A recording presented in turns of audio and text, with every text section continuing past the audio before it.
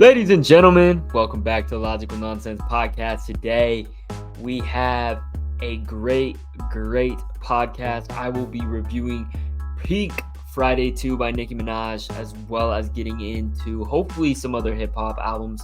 If you hear other hip hop albums on here, that means somebody dropped.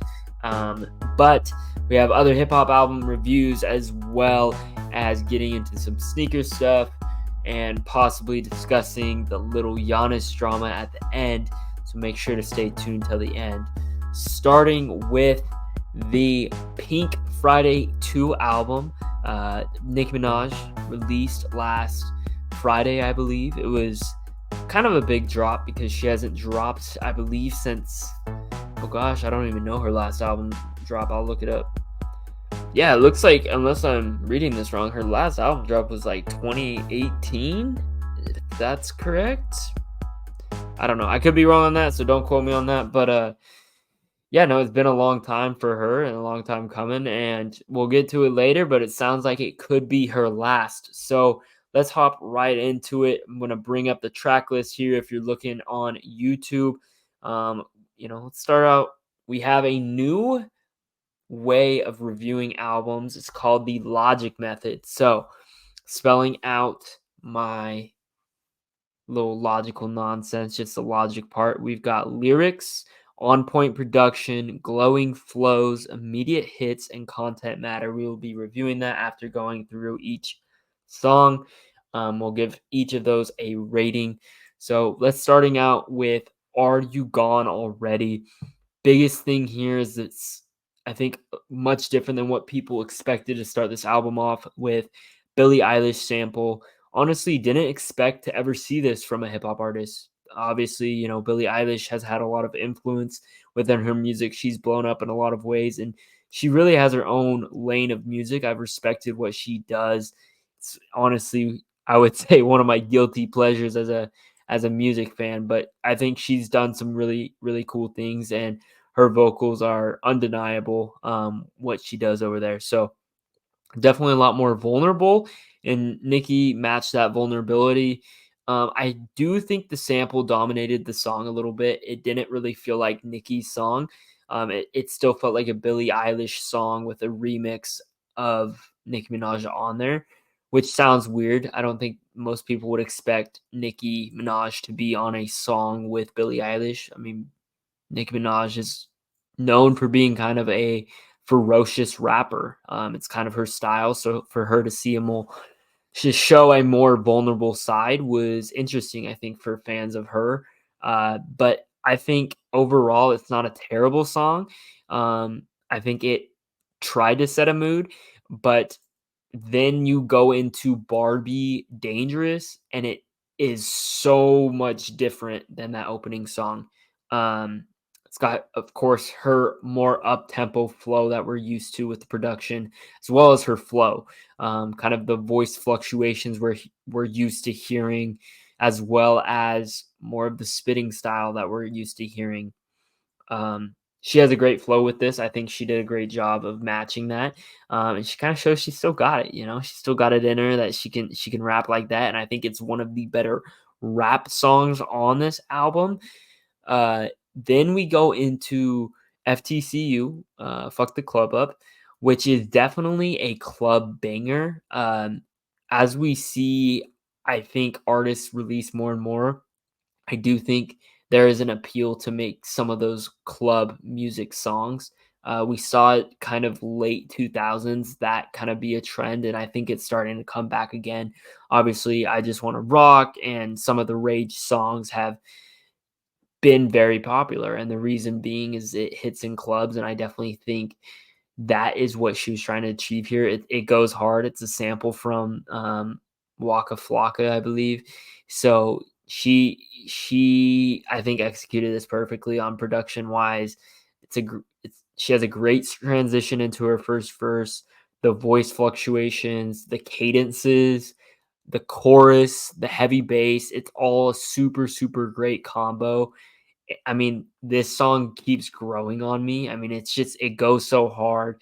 And she's the perfect person on it. She's so ferocious, and this beat is ferocious. So for her to match that energy with it. This song is, I think, going to be kind of a timeless song. I wouldn't be surprised if we're still listening to this going down the line. So good for her on that. I definitely think she nailed it on this song. It's definitely, I mean, it's been blowing up on TikTok and already and all that. So expect this to be a banger for a while. People are going to continue, I think, going to play this song at clubs and parties for a long time. So good for her on that. She already has so many hits and she nailed it again. Going to Beep Beep. Another ferocious song. It's not necessarily a club banger. Definitely more of her lane, I would say, what we're used to seeing. Not that it's filler, but it's definitely a stereotypical Nicki Minaj song is the best way to describe a song like this. I enjoyed it. I think there's some ferocious bars. I think the beat and the flow are both hard hitting, but I do think the chorus was weak a little bit, especially because I think there was opportunity to either contrast what she was doing or either match what she was doing and just bring a stronger chorus to the song. It's only a minute and 37 seconds long, I believe. So it's a short song. Again, it kind of feels like filler, but some people may get a little mad at that because I don't think that the flow is necessarily filler. It's pretty solid song overall. Going to Falling for You, obviously a slower start of a song. The bass kind of comes on. She has some dope ass vocals that come in. Um, and, I think she tried to bring a little bit more vulnerable back into it. But I mean, it's not bad. It just feels underwhelming as a whole. Like it's kind of mid for me. It lacks energy, in my opinion, in some verses, and I know she was probably trying to go for a more laid back, kind of more vulnerable flow, but it just seemed like there wasn't that translation of vulnerability. Instead, it felt like we were just getting a transition of lack of energy. So, um, I also feel like the picture throughout the verse, like how she kept saying picture, became a little repetitive at times. That could have been better executed. So, not terrible song. It was just kind of average for me. Next song, I thought she executed beautifully. J. Cole, King of Features, does it again. The lyrical Nicki comes out. She tells a story, and I really mess heavy with this verse from her, as well as from J Cole. I think a lot of people would look at this and they're expecting like a super, kind of a song like they saw with Drake and J Cole, kind of a higher speed pace and what we're used to seeing when he features, and it wasn't. It was more vulnerable. It was more laid back. I thought the production was dope. The chorus was dope, and I think the feature from J. Cole and Nicki, their chemistry was good. They match each other's energy like a feature should. Sometimes you can't have contrast within a song, but I think the way he was able to come in, match your energy, tell a story as well was also good. Both really good storytellers in this, and I think this was one of the best songs on the album, actually. So good job on that, executing it well. Sadly, I don't think they executed the Lil Wayne song as well. I think this was a much more poppy song, a attempt at a pop song, in my opinion. Kind of a cool verse from Nicki, with a little sampled flow in there with the and shit and shit. But she, I don't know. It was okay. I think the Wayne verse could have been executed a little better. It's not like bad by any means.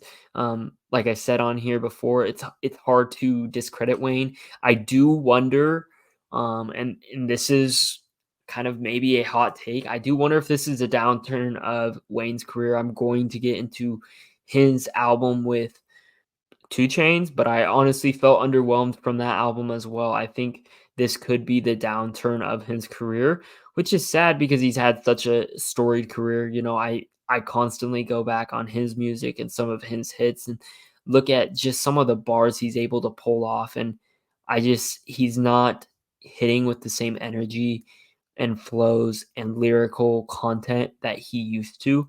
Um, and I also don't think he's been placed on the right production of what he is able to make sound good. So it's just sad because he's such a legend, but I definitely think I don't want to say he's fallen off, but I think we're starting to see not as great of content from him as we've seen in the past. Pink Friday, it's a little nod to that classic 80s birthday song. It's my birthday and I cry if I want to. That so she has a little nods of that to there, which is cool. Kind of a classic.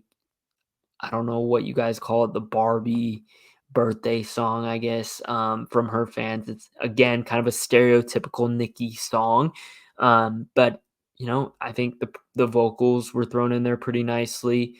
Um, I think the song overall was a little overshadowed by the production and the beat, but it wasn't terrible. I think it was.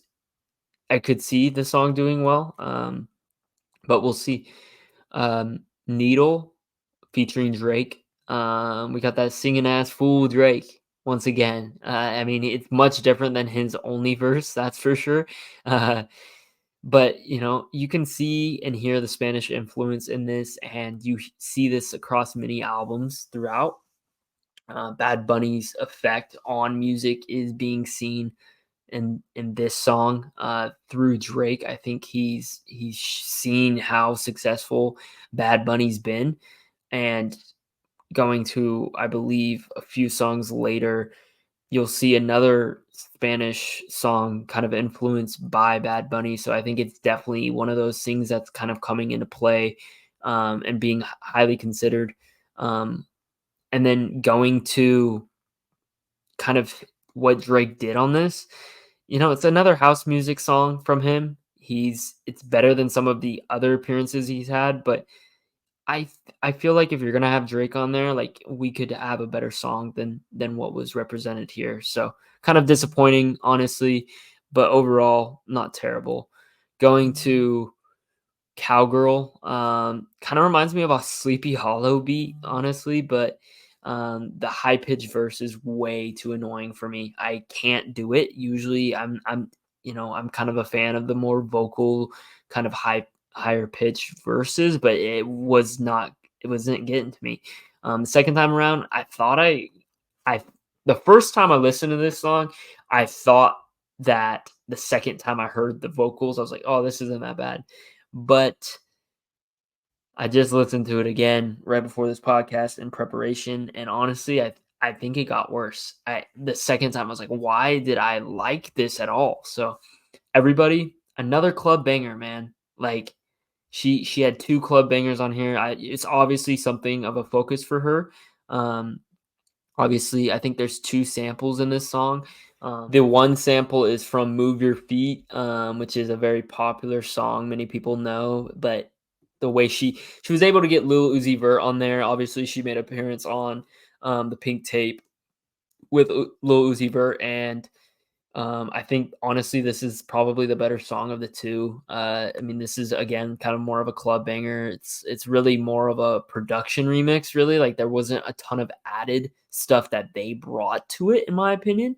Um, I think this song in general just hits. The sample hits, and so again, this will do well at clubs. I think this is a timeless song because of the sample, but it's kind of just an updated version, in my opinion. So I personally, from her, I don't know if she added much. I don't know if Uzi added much. People might disagree with that, but I feel like it was just kind of a recreated song that was just okay. So going to, I realize I haven't been scrolling down for those of you on YouTube. Sorry about that. So going down to Big Difference. Um, I think this song is kind of going right back to that ferocious Nicki, which she kind of goes all over the place. I noticed with her transitions, which I'll get to. She kind of has 3 or 4 categories within this album that she keeps going back to. Um, but she goes back to her ferocious Nicki, kind of her more element not terrible. Again, it felt like a filler song, especially on a 22 song track list. This is a song in my opinion, look to kind of get out of. The next song, though, Ruby Red to Sleaze, I was kind of impressed with. I thought it showed a lot of diversity within the track. The vocals in the back make for more of a kind of eerie beat and sound. And I think the beat switches are super dope. This is one of the better songs on the album, from the flows, the flow switches to the chorus. And like I said, the beat switches hit really hard. I think this is just a super dope song with a lot of layers, and just something you can, kind of vibe out to as well. I think her ferocious flow is super dope throughout it. So good job on that. The voice fluctuations are cool. I think something that's super underrated with her, and something I don't want to say she started, but something she definitely, I think, needs to get more credit for her influence on across the board. Forward from Trini. Again, I talked about Bad Bunny. This is exactly shown here. He has a major, major influence in this song. You can hear it. And I don't want to say like he is the only Spanish rapper. I'm not that ignorant. I know there's other Spanish rappers, not Spanish rappers, Spanish pop artists, but it's more specifically, I feel like his sound and the way he's able to execute it on a more hard cutting production. You can just hear it. And I think because he has become such a world icon, um, American artists are giving him respect and trying to go down that avenue, in my opinion. So, Pink Friday Girls. I think this will be a hit for her. Whether it's now or eventually, I think it's got everything that a Nicki Minaj hit has. I mean, it's got the girls just want to have fun, which is like kind of her vibe, and bringing that kind of, sample, and then she's got the hard hitting rap on it. I think there's cool fluctuations, there's cool flow. I think it brings up another question if the hits are working, because it's like it brings up the question if samples are working because they're kind of just modernized nostalgic music. Like girls just want to have fun, the everybody song, those songs, like, you're really not changing the base of the song that much. You're really just adding a modern rap element to it, which is kind of just bringing, and in an age where we're so, I think, kind of attached with that nostalgic feeling, it makes sense. So, um, music's just being constantly recycled over and over again, and we're constantly just almost kind of like revitalizing it is a word for it, I guess. So interesting, interesting. I'm not like hating on the song or anything, but it's definitely interesting. Super freaky girl. Obviously, it was a big single and it's been a hit, so not much to talk about there. Bam Bam.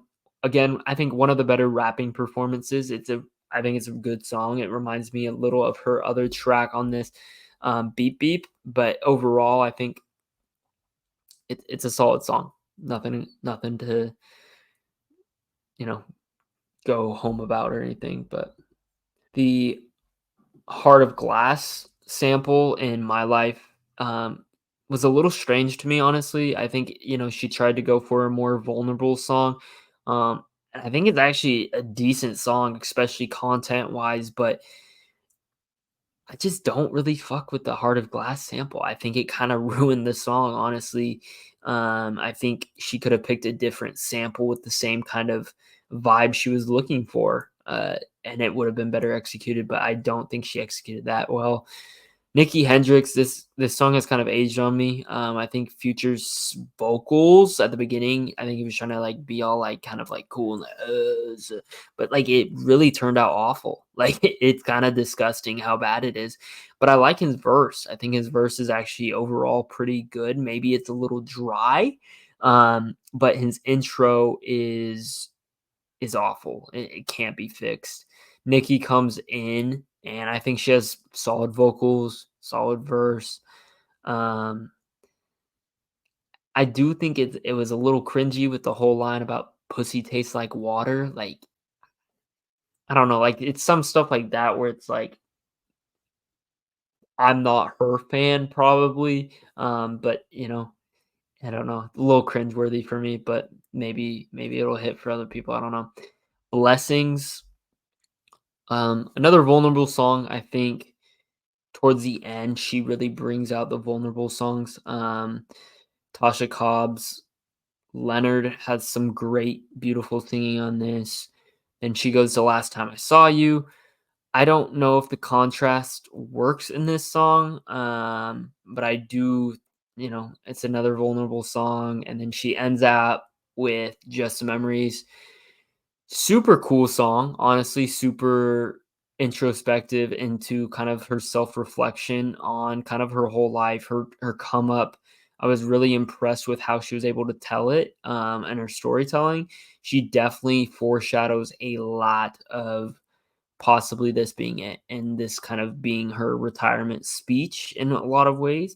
It's kind of sad, honestly. It kind of it's like, wow, like, she has really had a good career, and I think people will look at her career, whether this is it or not. I think people have to give her flowers. I mean, she's really been a pioneer in bringing women rappers on the map and getting respected because she has so many hits. She also has the ability. I mean, she can spit. She really can. And whether the content is for you, whatever.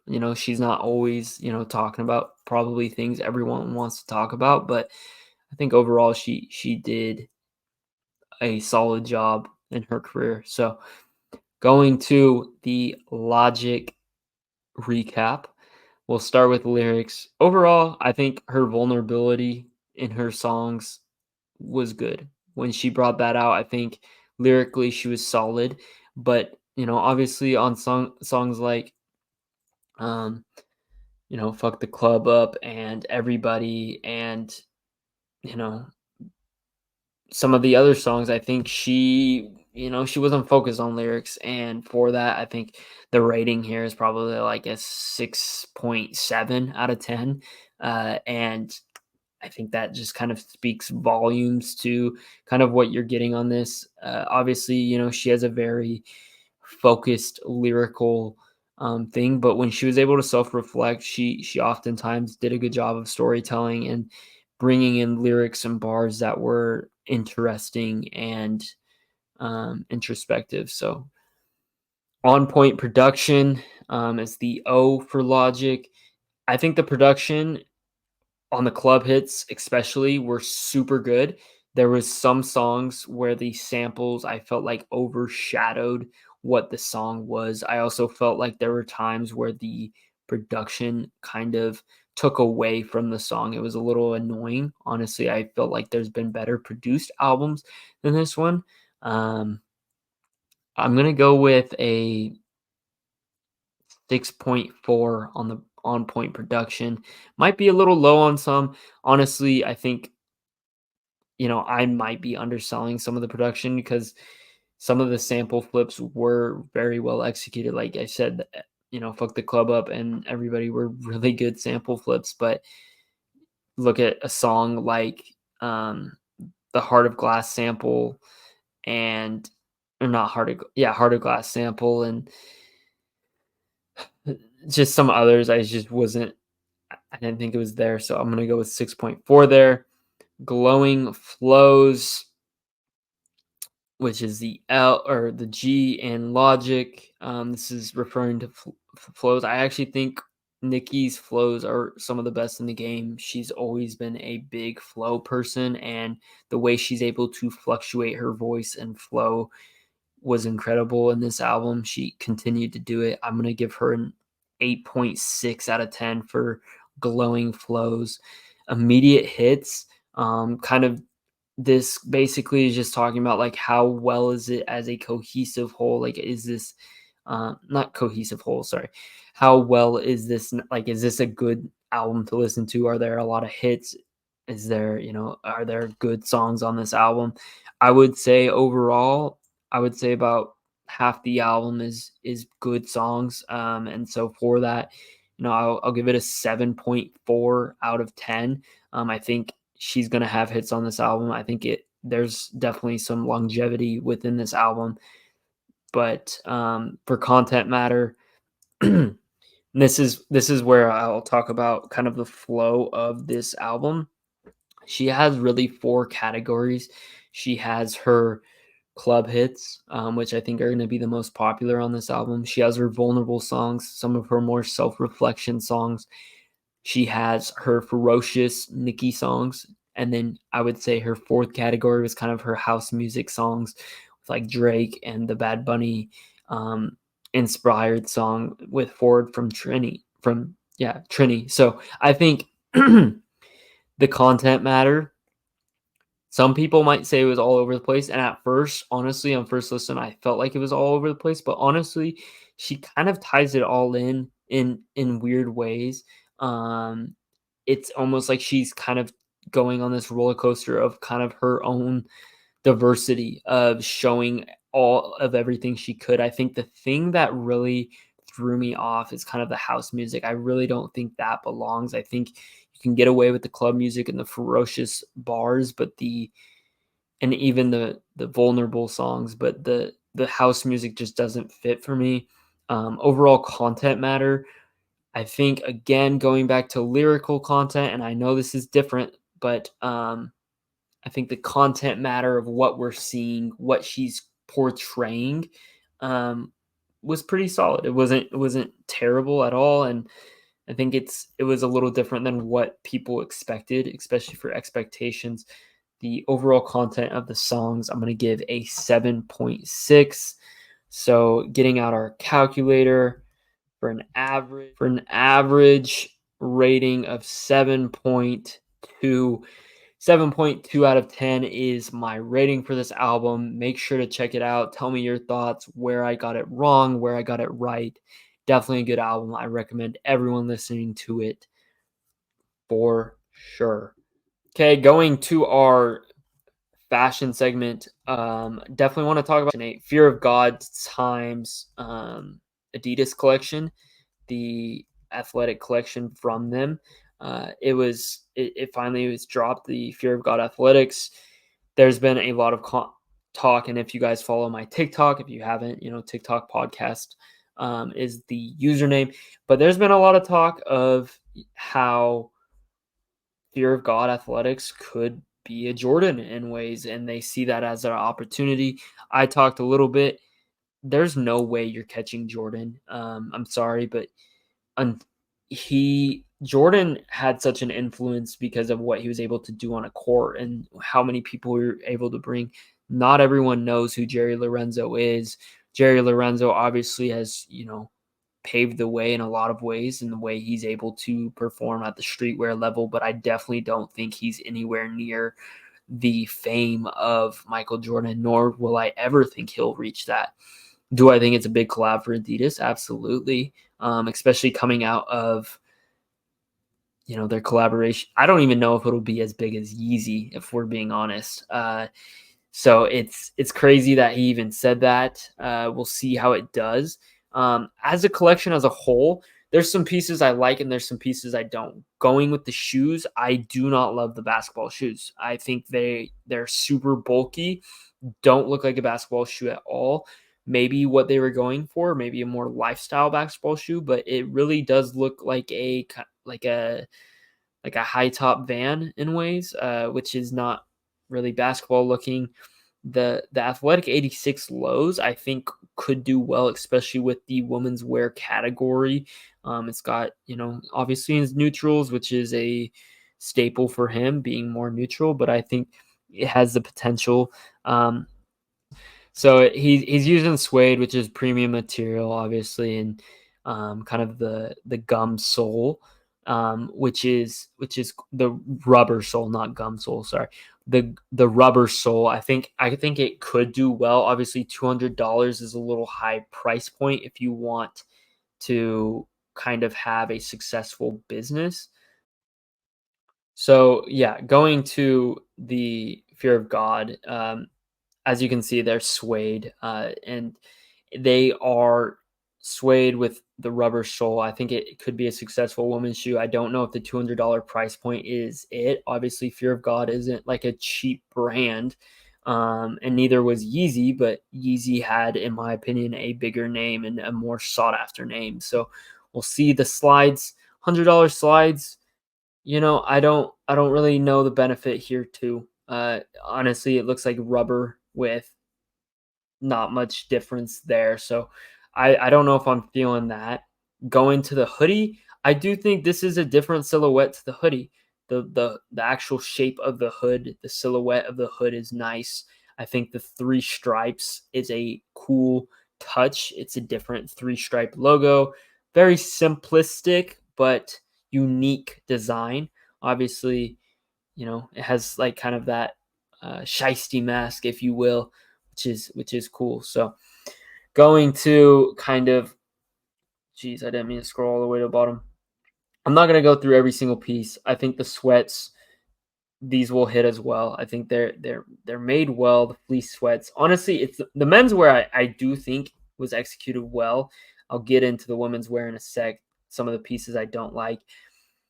This the Goldie jersey I don't see hitting. I just don't really see in the trends where that is hitting. I think it's kind of an awkward shirt in a lot of ways, and I wouldn't be surprised if they obviously a puffer is huge. It doesn't scream puffer, I will say that, which is much different. It definitely screams more of a windbreaker in my opinion, which hopefully they don't see trouble with that. We'll see.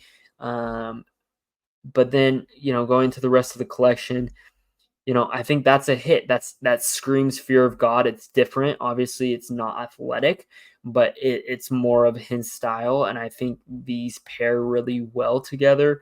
More of the relaxed trousers, those I think are nice. The t-shirt was well executed. Performance tee, um, even like this mock tee. Yes, it's a different silhouette. I think it was executed well. Kind of the more classic Sherpa quarter zip or half zip. I think that was executed well. I think this one might be the best, the Sherpa hoodie. I think that was executed really well and is definitely hitting trends. I can see that being popular. And then let's get into the girls or women's wear. Sorry, I think this is a neutral, so I don't mean to offend anyone if this is I think is gender neutral, but going to this poncho, I don't know what that is. I'm sorry. I think it's kind of an awkward silhouette. I see it. It's also a suede fleece, which is kind of a weird material to put on an athletic thing. I don't see the translation from athletics to this. I think this is really just a fear of God times Adidas collection.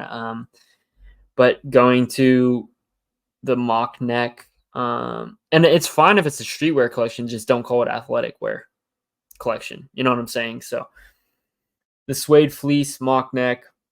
Um, I think it's okay. It's nothing to write home about. The shorts, they're nice. I think, people will like those, but overall I was underwhelmed by the women's collection. I think, they could have been executed a little better, but the men's collection was pretty solid. So but like look how awkward that is. Like that doesn't fit well whatsoever in my opinion, and I just don't see that that that hitting well. And for those of you who can't see, please follow along. Look up the Fear of God Athletics suede fleece mock neck. Like that's some Victorian era shit right there. For an athletic fleece mock neck, like I don't know, kind of weird in my opinion, but it is what it is. And then going to last night with the kind of controversy with Giannis and the ball. I see both sides. I think the Pacers, it's kind of a debate. What's more important? The first ball, first point you ever score, or breaking the record? I mean, obviously, I think, next time when you score your first point, you take that ball out. I know the NBA has enough money to use multiple balls. We don't have this sort of issue if you just take that ball out immediately instead of, because they didn't happen at the same time. That's not how basketball works. So just take the ball out the next time and this won't happen. Who's in the right? I don't think either person is right. I don't think Giannis is right for wanting it. I mean, obviously Giannis is the bigger name, but that doesn't mean that he deserves the ball. It's no one's ball. Like, it's, they both used it. Imagine if Giannis didn't have his first ever scored point ball, would he be mad? Like, yeah. Like, imagine if, and obviously I don't think this, and maybe he will be, but I don't think this player is going to be like a Michael Jordan or anything. But could you imagine if Michael Jordan didn't get the game ball, his first ever game point, because I don't know, like Larry Bird scored a scoring record. Like, I it's kind of a two-way street. I don't think either one's in the right. Do I think it's crazy to me how much immaturity we've seen within all sides of sports lately. The Patrick Mahomes incident, the DK Metcalf incident, the Giannis incident now. Like, they weren't, in my opinion, I think it truly was a misunderstanding. I don't think they were trying to, physically take away the ball, and for him to chase down the other team in the hallway and try to steal back his ball and that kind of thing, it's just too extra. There's no need for that. It's just not needed. I don't know why everything became so serious so quickly. As far as the incident with Draymond, that was so blatant. I don't care what anyone says or wants to say about that incident.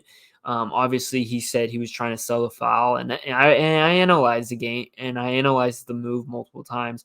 Obviously, he was trying to flip around. I get that, but to blatantly flail your arms all the way through. Since when do you flop that hard that you try to sell the foul, that you flop your arms all the way through in a punching motion? It's undeniable. Obviously, it's not the first time he's done it either. If this was, I don't know, insert a humble player, which is hard to do, but insert a humble, non-dirty player into that situation. I think there's different talks, but it's Draymond Green. The man's kicked somebody in the balls. The man's choked somebody's out. The man has kicked somebody in the face. He's kicked somebody in the ribs. He's done it so many times, and we continue to let him get away with it because it's like, oh, that's just him. That's who he is. That's how he plays. And I saw an interview with Ryan Russillo and him about how, asking back in 2019, do you wish this would have gone differently with the kicking incident? And he laughed. It's who he is. It's what he's built of, and how he wants to be known. Dirty players want to be known as a dirty player. It's the same way with Patrick Beverley. He wants to get in your head. It's how he plays. It's what he wants to do. I think it's interesting because it brings up a good point of if we're ever going to be able to have this again. Obviously, I don't know how long a player like Draymond Green would be suspended in the 80s. With Bad Boy Pistons, that's a nightly thing probably, so it's different age, but we've grown with that age. Do I want those players to ever stop, kind of the dirty, not dirty players, but well, you can call them dirty. I think a basketball team kind of needs that tough guy to kind of stick up for their team, but there's a line, and Draymond Green has crossed that line, in my opinion, and he's continued to cross that line, and he's now getting paid hundreds of millions of dollars for it. I do find it interesting. KD said he needed help. Obviously, he's defending his teammate Yusuf Nurkic, but it is interesting because KD has played with him. He understands his mind and that kind of thing. And whether or not, that was an overreaction from KD, I don't know. I know they've gone into it. There could be some bad blood there. I don't know their relationship. KD's also, in my opinion, said some whack stuff online. So we'll see. I don't know what to expect, but I I do think some serious repercussions need to be made for Draymond. Whether he learns his lesson or not, I don't know, but hopefully he does. So